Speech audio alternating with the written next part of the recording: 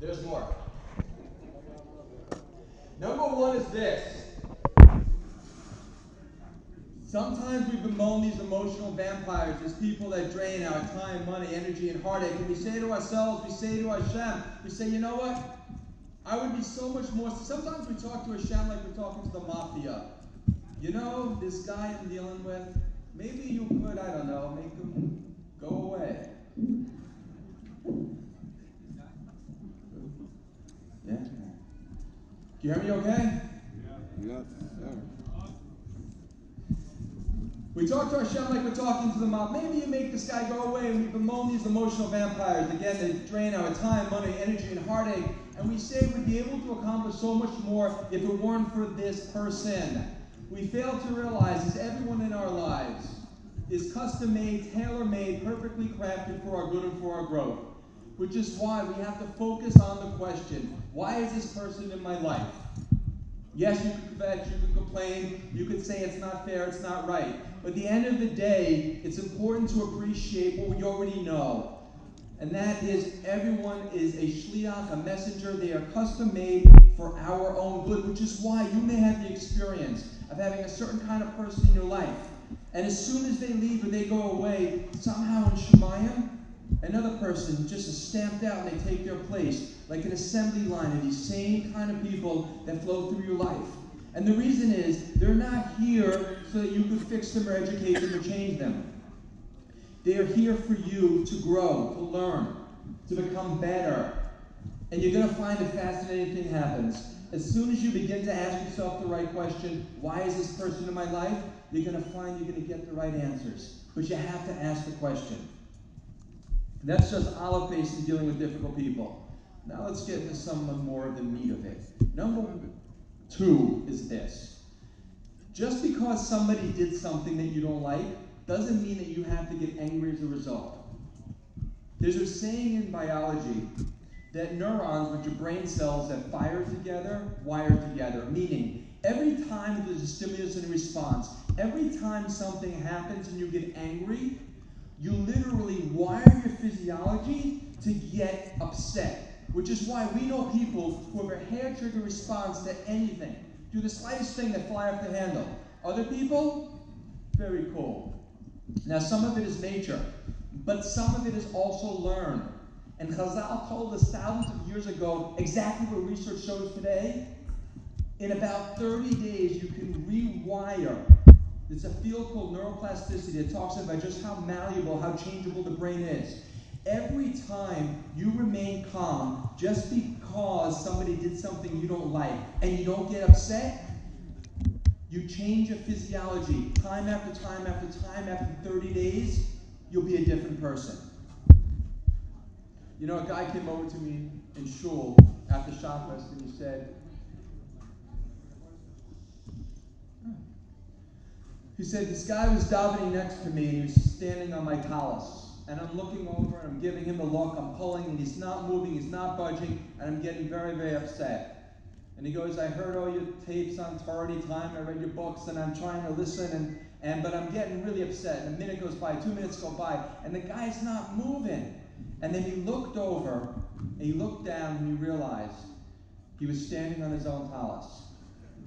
But he said, I'm still angry with the guy.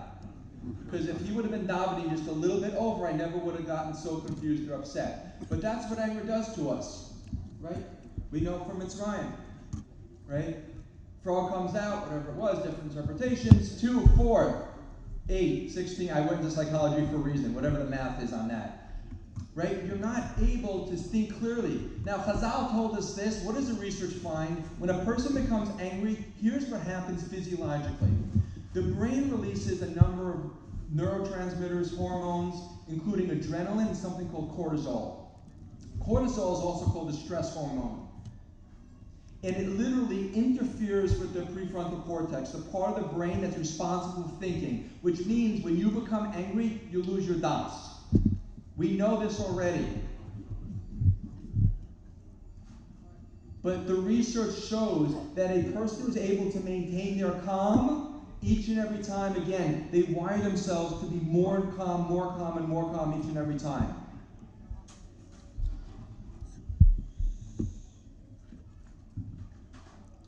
Now here's the thing. If someone in your life suffers from an emotional illness, diagnosed or otherwise, every time Bina or Hamadia or Yated or Mishpacha, whenever they come out with another article and another diagnosis, people walk around like this. Oh, hey, that's you. I'm just reading about your shviga, reading about this person, reading about that person. We diagnose the world. Forget about whether they have or don't have a diagnosis. Half of it's wrong anyway. Lamaisa is this. This will change your life and your relationships. Listen to this. It's not your job to fix them. It's not your job to educate them. It's not your job to cure them. Your job is to love and accept them. It doesn't mean you allow them to come into your boundaries in an unhealthy way. Mr. Shem, if we have time, we'll get into dealing with boundaries. Because people, by the way, who are unwell, who are difficult, they've got lousy boundaries.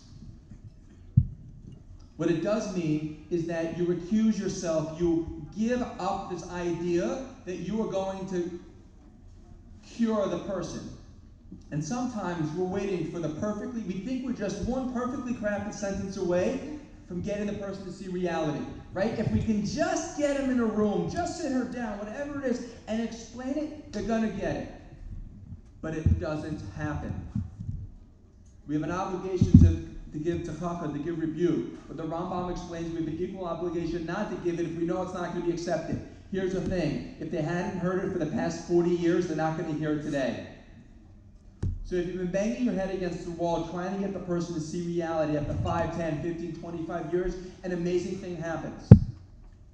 That weight on your shoulders that you think that you're going to fix the person just goes away. And I want to share with you, just from a larger perspective, beyond psychology, into Torah, why it is and what it is we can do to make it easier to accept difficult people. This is not just philosophically speaking, practically speaking, here's what we can do. Number one is this. Realize that we're all here for a reason. We all have a tikkun, a rectification, a fixing of an neshama. That's why we're here. In order for our tikkun to express itself, in order for that we should maximize and be who we can be, we have a certain mazal, we have a mazel, which is synchronized, harmonized, attached to our tikkun. Meaning, mazel is not luck. We wish someone a mazel tov. As you know, it's a poor translation. Mazel is a confluence of conditions and factors, circumstances. It is a collection of who we are, traits, characteristics, environment, how we come into the world physically, emotionally, spiritually, financially, in order that we can fulfill our tikkun, which means move beyond acceptance. Everyone's talking about acceptance. Go to celebration. Because the very difficulty that you're having with this person is why he or she is in the world for themselves and why you're here as well. They're not here because of happenstance, because of circumstance, because in Shemayim some malach messed up the paperwork. They're here for our good. And when you really appreciate, they have a purpose, a reason. Also, we talk about unconditional love and unconditional acceptance. It's very difficult to love some people sometimes. Me, I'm very easy. Other people. So forget when you can't love the person. Forget when you can't accept the person. Here's what you can have. Rahmanas. Whether it's our child, our spouse, our friend, our coworker, our neighbor, we can always have mercy. We can always recognize that as hard as it is to be us, it's more difficult to be them. It is something that can be transformational in your relationships. It can change everything when you can realize that, you know what, I can't love this person right now. They're making it very hard for me to love them. They're making it very hard for me to accept them. But Rahmanas, that I've got. That I can do. I want to share with you a story about this woman who I speak to for a number of years now. And she absolutely, positively, over the years, has never listened to a single thing I've told her. And I've told her on numerous occasions, there are plenty of people, plenty of psychologists she can go to that charge half of what I do, whose advice she can ignore. She goes, I only want to ignore yours. But no, she said that, and she didn't realize what she was saying. So whatever, anyway, I call her my car person. Because when I talk to her, I have to be in the car, or I would just go Meshuggah. So, she's talking, she's in the Bluetooth, I'm driving along. This is going up to the mountains, and it's getting close to Shkia, and Waze takes me through this town. I'm at a four-way intersection, and I admit, I've recently came out with a book on anger called Never Get Angry Again. How'd that slip out? Anyway, and so this wasn't my finest moment, but I'm there at the intersection, and this person in front of me is like a crossing guard, letting in everyone, not budging. I'm looking at the sign as it's going down, and I just, again, not my finest moment, I just gave a little honk. I said, come on, enough of this nonsense already. I forgot she was in here going, She goes, Dr. Lieberman. I said, yeah? She said, you're right, I needed that right now. I said, you're kidding. She's still going to listen to me, but I thought maybe it was like a moment of hashgacha, which brings me to one of my favorite stories about people. Now listen, here's the thing. There are people in your life who are difficult. Yeah. They have their own narrative, their own story. They have a story that they've got in their head. It doesn't matter what you say or do. That story exists independent of anything you say or do, which is why you can talk to the person until you're blue in the face, and they'll say, no, I'm still upset with you. But you say, I just said all the right things. I say, no, but it's what you didn't say. Then it's what you didn't say, which you didn't look like, how you should have said this. Which brings me to one of my favorite stories about zombies. For those of you that are Kiratuni, know I've told the story once or twice there. There's a man who woke up one morning insisting he was a zombie. Turned to his Eishes Chayil and said, Eishes Chayil, I'm a zombie. Walking Schluppensee. Yeah? So, he says, I'm telling you I'm a zombie. She says, you're not a zombie. Go back to bed. No zombie? No? Walking Schluppensee? What's the translation? Zombie, yes? Vishtay? Zombie? Golem.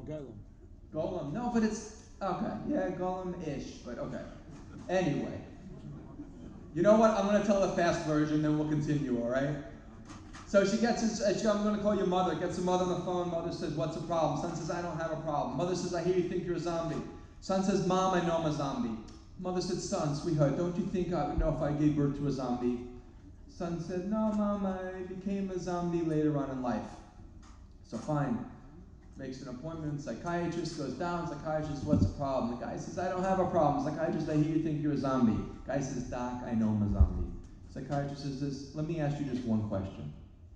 Do zombies bleed? Guy said, of course we don't bleed. We are the undead. Psychiatrist says, fine, got it. Walks over to his desk drawer and takes out a pin. Walks over to the man, takes the man's hand, takes his finger, and goes. The man is staring at amazement at his finger. 3, 4, 5 minutes in complete silence. Finally, he looks up and he says, well, what do you know? Zombies do bleed. The moral, of course, is that, yeah, we have our own version, we have our own reality, and it doesn't matter sometimes. You know what it's like? It's being like on a seesaw with a wet noodle. It doesn't matter how much you push down. The other side's not going up. So, Lamaisa, when a person is not listening, recognize your job isn't to fix them, educate them, cure them. Your job is simply to love and accept them. Okay, there's a lot to cover here, and I know it's late, and we've shot for soon. Let me share with you something that I think is one of the most powerful ways that you can transform your relationship, your shalom bayis, with anyone close to you. And it has to do with the following. I'm going to give you a mashal and then explain. Let's say you walk into a department store to return a toaster oven. You walk into Walmart, Target, to return your toaster oven. As you're approaching the counter, the woman just waves you off and says, no, forget it. You're going to return that thing again. I don't want to see you. You're like, but my toaster oven broke. She says, I don't care. Get out. You're walking out feeling, understandably, a little dejected. Now let's say you go back to a different store, return your toaster oven. The woman says, what? You say, well, my toaster oven broke. She said, you know what? Fine. I'll give you back your money, but listen, you always come back in here to return stuff. I don't want you to come back again. You walk out, you got your $30, but you're still not feeling too good. Now take the following hypothetical scenario. We walk into Walmart or Target, and the woman behind the counter is waving to say, "Hi, how can I help you?" Right, you look behind you to see who she's talking to. Then you go over, she says, "What can I do for you?" You say, "My toaster oven broke." They know Walmart and Target, yeah? What? Yeah? Good? And you say, "My toaster oven broke." She says, "Well, can I give you back your money?" You say, "Oh, of course you can give me back my money. It's very nice of you." She glances at the box, but she sees it might just be out of warranty. But no problem. She takes the phone, picks it up. She calls the manager. The manager says, "No, it's going to be a problem." So she calls the company, calls the company's hotline, calls the supervisor, calls the VIP line. Meanwhile, she's on the phone 20 minutes schwitzing, trying to get you back your $30. You look behind you. You see there's a huge line forming. She comes back practically with tears in her eyes, and she says, "I am so sorry. I tried to get you back your money. It was on sale, and it was just out of warranty. I just can't get it back for you." You'd be thinking, "Oh, it's okay. It's not the end of the world. It's okay. Not the end of the world."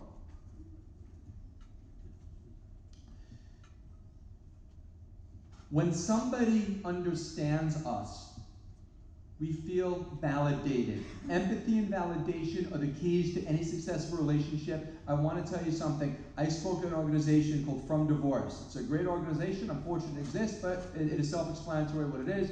A group of divorced from people, maybe 200, 300 people, and I asked the following question. I said, if your spouse had done this one thing, but nothing else, he still was a big headache, she still had all her mishigas, all this, all the problems going on, but your spouse, it was both men and women, did this single thing, would you still be married today? About 70% of the hands shot up and said yes. What was this one thing? That if you had a problem, something was on your mind, and you went to your spouse, and you wanted to do something your way, and they heard you, they listened, they understood, but they still didn't do it your way, that was enough. See, one of the worst things we can do is invalidate somebody. Somebody comes to us and says, "I've got a problem with this." Your child comes to you and says, "Hey, Tati, can I do this?" It's not a big deal. Stop. What do? We do the opposite of validation. When it comes to chinuch, when it comes to showing bias, the rule is the same. Empathize and validate. We tell someone, our spouse maybe, "It's not a big deal." Minimize, justifies, rationalize. What are you making a big deal? Stop. Or we blame the person. "You're only crying because I told you to be careful with it, and now you go ahead and broke it." Hopefully you're talking to your child and not your spouse.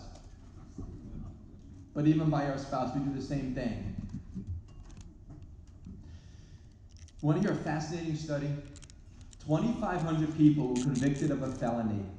They asked them, "How fair do you think the legal system is?" Do you know that their answer had nothing to do with the sentence that they received? They could have gotten a slap on the wrist, probation, to 20 years to life. Their answer of how fair they thought the legal system is was based on how much time their public defender spent with them. Meaning, if they felt heard, if they felt understood, if they felt validated, they felt it was fair. And that's all we want. So let me share with you very quickly what it means to empathize and validate. Because some people will say, "I can't validate." They're crazy. Why would I want to validate them and give in and tell them, "I understand why you're thinking this way," when really it's mishugana? And the answer is as follows. Validation has nothing to do with the facts. It has nothing to do with right and wrong. It has nothing to do with who said what. Validation simply means this. I understand, based on your perspective, that you're in pain. That's all it means. But the key before validation is empathy. How do you empathize with somebody? See, the mistake we make when somebody comes to us with the sorrows that come to us with the issue is we either tell them it's not a big deal, or one of my favorites, we say, "Don't worry." Let me ask you a question. When was the last time you had something weighing on your mind, something bothering you, someone came to you and said, "Don't worry," and you felt, I feel so much better? Don't worry is nothing that anyone wants to hear. Telling them it's a segula for this, or it's good for this reason, or giving them, the latest Pinterest quote on the beauty of suffering. That's not what you want to do. What you want to do is listen. Again, it can be nourishment to you, but I do this with my own family, my own kids, my own wife, and I'm telling you, it's a different relationship. But you got to do it. You can write the books, you can give the talks, but you still got to do it.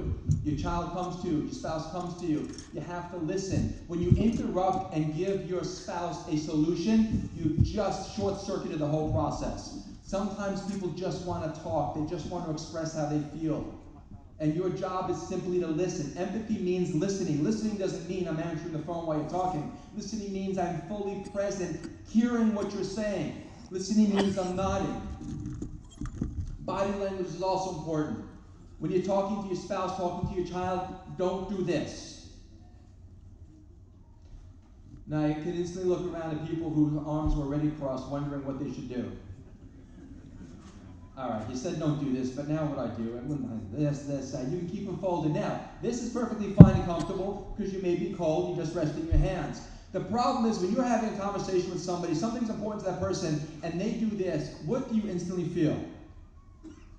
Right, that they're defensive, argumentative, they're not interested. Body language is so important. Your body language should be open. You should be nodding. And you want to hear a fascinating thing when the person's talking? If you want to get them to keep on talking, when there's a pause, don't jump in. Just do this. 3 quick nods.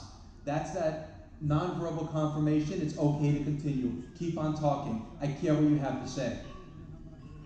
You don't realize how effective it is, how powerful it is in all our relationships. And again, validation is an extension of that empathy. Validation is, I understand this causes you pain. Based on your perspective, I can see why this bothers you. Don't minimize, don't justify, don't blame the other person. Actually listen. Okay. We just have a short time left. So let's just recap, and then we'll continue with a couple more brief ideas. Number 1 is recognize everyone in our lives is a shliach. Number 2, remind ourselves that everyone is here for a reason. We all have a purpose. We have a tikkun. Ours and theirs. They are in our lives. They are tailor-made, custom-made for our good and for our growth. Next, just because somebody did something you don't like doesn't mean that you have to get angry, because every time you remain calm makes it easier and easier the next time. And finally, the power of empathy and validation is so very important.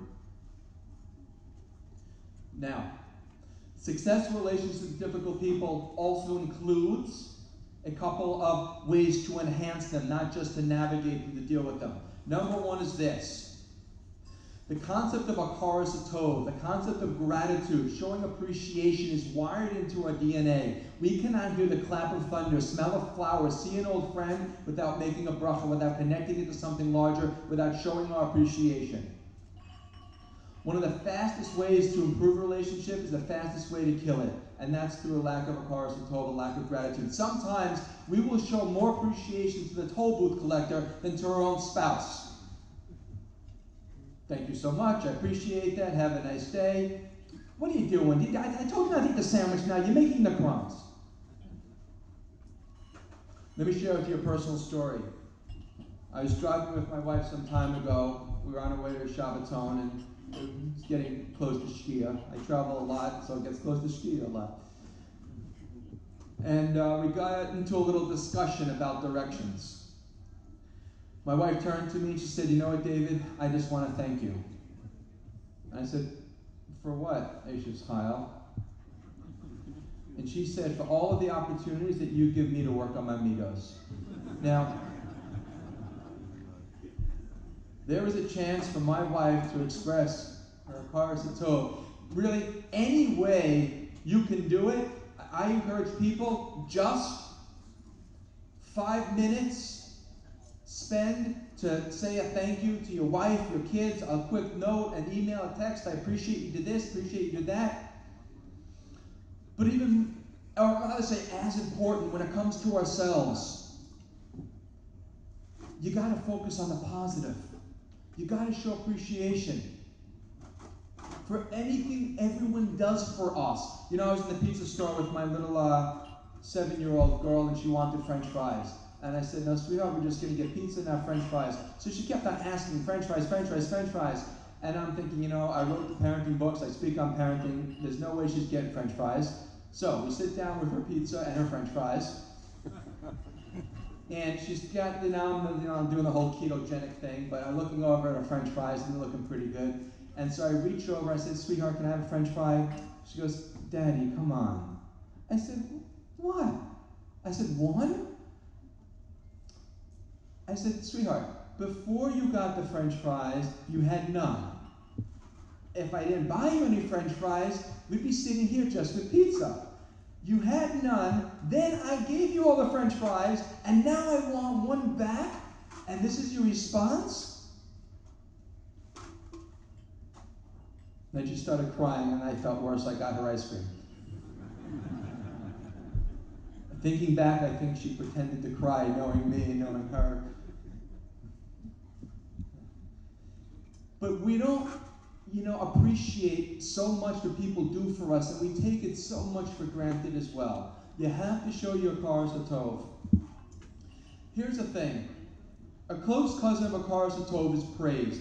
And you have to remember that could your spouse, for example, have done something smarter, easier, faster, quicker, the way you would have done it? Sure. But you don't have to call them out on it. You don't have to criticize them for everything. Once again, I'll share with you from the personal files. I'm hoping it's not recorded. I came back Shabbos. My wife sends me out to the store with a list of 20 things. I don't know about your wife. Mine has to go over the list with me. Now, I'm pretty good at reading, but nonetheless, she still goes over it, marks it, tuna fish, 4 cans. Okay, fine. I come home, but she's got a reason for going over with me. 20 things on the list. I bring back 10, 5 wrong.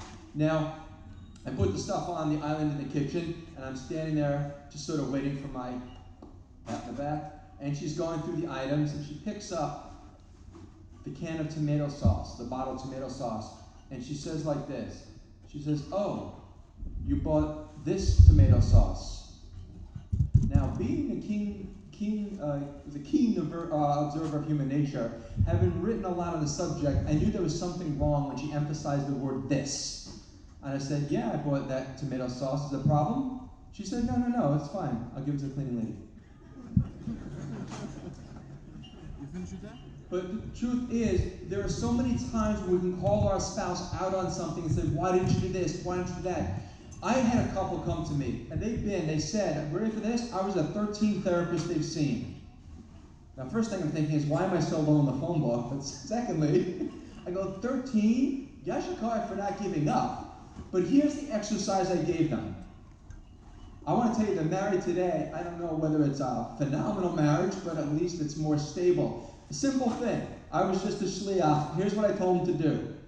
I want you to go an entire week. I only saw them one time, by the way. I want you to go an entire week with just one rule. You can't criticize the other person, and you can't complain. Pretty much at the same time, they look at each other, look at me, say, what are we going to talk about? So it was the only time I ever saw them, but I get a call long time after that. And you know what? They said it was the quietest week, but it was fascinating. They didn't realize, and they still got, trust me, that wasn't the only thing that they did, the only solution, but they didn't realize just how critical they had become. Now, once again, the same thing with children. Let me ask you a question. Your child comes back with a spelling test and gets a 99. What's the first question you ask? Right, what'd you get wrong? Very nice. How'd you like to walk into a place where everything is beautiful, and like that one guy that can always pick out, there's a guy in Shul, by the way, I just gotta tell you this, because it occurred to me just recently, even though I've known him for a while, he's the kind of guy, no matter what you say, he's oppositional, it's gotta be the opposite. He'll tell me a story, and I'll say, yeah, I was just doing this and that. And I'd say, wow, it sounds really hard. I was like, no, it was just difficult, I go, all right. Oh, you tell me something else? Go, this was just fantastic. It was exciting. I said, wow, it sounds like you had a good time. He said, no, it was just enjoyable. I'm like, talk about I'm trying to empathize and validate. But there are people, by the way, they just go negative. They go negative, negative, negative, negative. You got to remind yourself, it is so easy to focus on the negative. So easy. As a matter of fact, research shows there's something called negativity bias. We are 7 times more likely to focus on the negative than we are on the positive, which is why our job is to remind ourselves constantly to orient our perspective. And I want to end with the following. There's something in the brain. Not in with the following? Okay. We'll continue after the following. There's something in the brain called the reticular activating system. It's RAS for short. It's located right here in the brainstem, interestingly in the same region as the Luz bone. The reticular activating system acts as a filtering mechanism because we would be overwhelmed by all the stimulation if we didn't have a way of filtering out what wasn't necessary. For example, you do this all the time. Perhaps the ladies can relate to this more so than the men, but you're in a conversation with somebody, you realize there's a much more interesting conversation happening about 10 feet away. So you pretty much mute the person in front of you, and you hone in on that conversation, and you're listening to it. That's what the reticular activating system does. Or let's say you release a new minivan, or you're looking for a new Strymel, or you get a new pair of whatever, glasses. Suddenly you begin to see everyone with that. It doesn't mean that they suddenly got, new Strymel, new glasses, new shoes, whatever it is. It means that that is what's on your mind. The reticular activating system says, whatever you say is important, I'm going to focus on. We think sometimes our mood, our emotions come out of nowhere. They don't. Largely speaking, our emotions are a function of our thoughts. And our thoughts are a function of our attention. The person who controls their attention controls their destiny. Where you put your focus is everything. With our relationships, with ourselves, you put your focus on the good, you're going to see good. You put your focus on the negative, you're going to see negative. And I want to share with you something fascinating I've begun to do more recently than I should have, because I want to confess, I always thought it was nonsense. I always thought what I'm going to tell you was sheer nonsense, and I was just completely wrong. Chazal told us, this should have been the first wake-up call, that's not nonsense, but that a person knows from the heart to the heart. So when you're speaking to somebody, people are so concerned, particularly with chinuch. I need the right words. What do I say to my child? So more important than what you tell a person is what you think of a person. If you're able to just have in mind the thought, I love this person, I care about this person, I respect this person, this is a good person, before you enter the room, the conversation, it will be entirely different. It is transformational. Don't think for a second it doesn't come across in your language, in your nonverbal, in your attitude, in the air. And again, I thought it was nonsense. I thought, what is it going to make what I'm thinking in my head? I'm good. I'll go ahead and tell the person one thing regardless of what I'm thinking. I was blown away. You want to change your relationship? And I tell people particularly, that have, can have maybe a child who can be a little bit more challenging. It's interesting, Reb Dessler said by Sheva Brachas, he says, when expectations begin, love departs. And it's the same with kids also. As soon as we put expectations, on our children, that doesn't mean that we shouldn't want certain things. But expectations get fuzzy, particularly when the person's capacity doesn't live up to our expectations.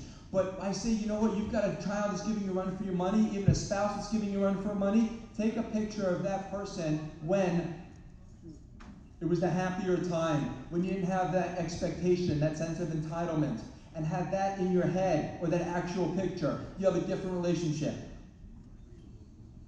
One of my kids, who can be a tough cookie, I have a picture of him when he was like 2.5, lots of delicious curly hair, diaper running around. That's the image I have in my head when I relate to him now. It's a different relationship, it's a different conversation. The words will come. More important is what you think of the person.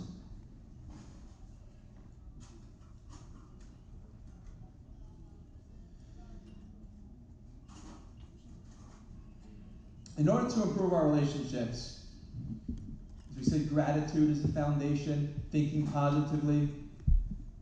And now, we will end with the following, or not. I don't know. The next is enthusiasm. we don't realize how little we actually enjoy the people around us. And by the way, chinuch, there's a few things more important than chinuch. Let me share with you something on chinuch. You can pretty much listen to every single expert on chinuch, and you don't do this one thing, the odds are against you. Do this one thing, you'll tip the odds in your favor. Here's the rule with chinuch. Any child that grows up that's made to feel like an obligation, made to feel like they're getting in the way of your happiness, will have a very hard time feeling good about themselves. Because children, by definition, are egocentric. The world revolves around them. Everything's about them. Which is why children, by the way, whose parents get divorced, right? Who do they often blame? Right, themselves. And in the interest of fair disclosure, I happen to come from a broken home, but I mean that literally a tree fell on my roof growing up. And then my parents got divorced, but it's my brother's fault, so it's okay. Don't worry, I'm okay. Children need to feel as if they are the path to our happiness and not the obstacle to it. We were at a Shabbos table some time ago, and this woman was going on and on about this awful experience where she was trapped in the house with these little people that resembled her and her husband for 24 hours.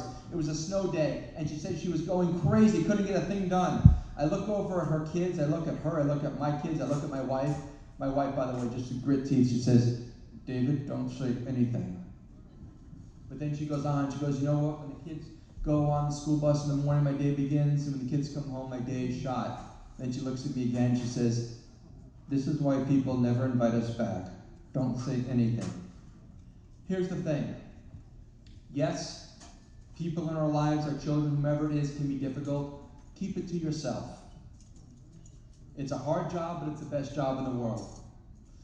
End of the day, the quality of our lives comes down to the quality of our relationships. If we make a point to be more enthusiastic, to show our appreciation, to focus on the positive, to recognize everyone is a messenger, shliach, and they're here for our good and for our growth, and they have a tikkun and we have a tikkun.